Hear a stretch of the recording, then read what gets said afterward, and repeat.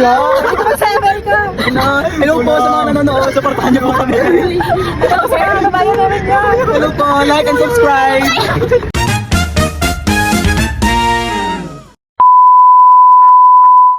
So, hello mga mi. So, for today's video, samahan nyo kami dahil may biglaan nga kaming gala.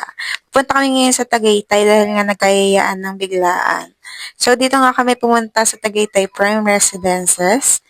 So, hanapin nyo na lang kung saan yan. Charot.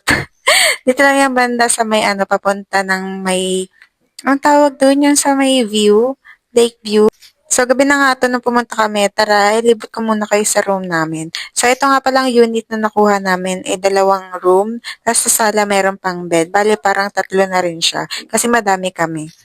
So, meron na nga sila dyan pa TV, pa speaker. Tapos, ito yung CR nila. Malinis din siya. Ayan. Nagustuhan ko sa kanya mga mi, dahil meron na siya mga free na towel. So, yan, may mga ganyan na sa kama na naka-ready. Tapos, meron na rin siyang balcony dito. Nakita-kita mo yun, city view. Yan, napakagandang tignan. Nakaka-relax. Actually, 3 yung balcony dito. 2 sa room, tapos 1 dun sa may sala. Tapos, yan, ang laki ng salamin nila dyan. Kompleto na yan sila. May TV, may speaker, may rep, may oven. Yan. Tapos, kompleto na rin sila sa mga gamit. Ay, nakalak pala yan. Tapos, ayan, may mga plato, may mga baso na rin siya dyan na gagamitin nyo in case na wala kayong dala. May mga lutuan na rin sila. May ano na rin sila. May, ano ba yun? Tawag dun sa pangsangyup. Yun. Yun yung lulutuan nyo. Kapag magluluto kayo.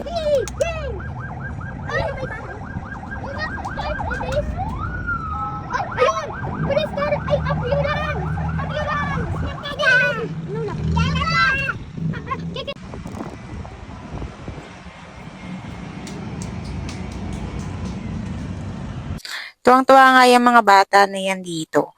So, ayan nga, pagtapos nga namin mag-sightseeing yan, nag-inom lang kami, tapos naglaro lang sila ng mga ano nila dyan, M&M nila dyan. Tapos, ayan, ng mga lasing. Mag-sever ka!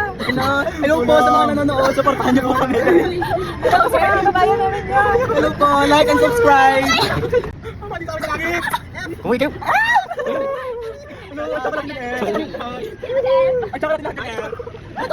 O, diba?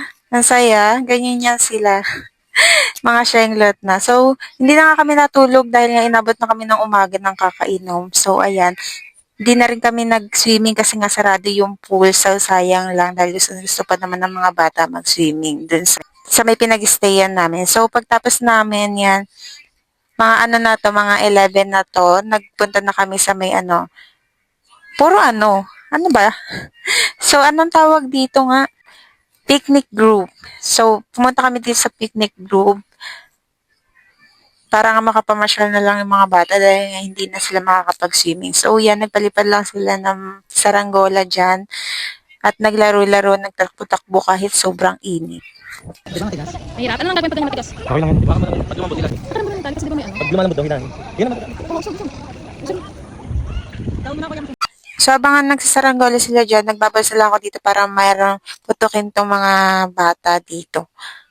Tapos sumabit na nga rin yung saranggola nila dyan. Tapos pagtapos umuwi na rin kami dahil magagabi na. So hanggang dito na lang muna mga mi. Pa-like and share ng ating video and pa-follow na rin ang page. Salamat!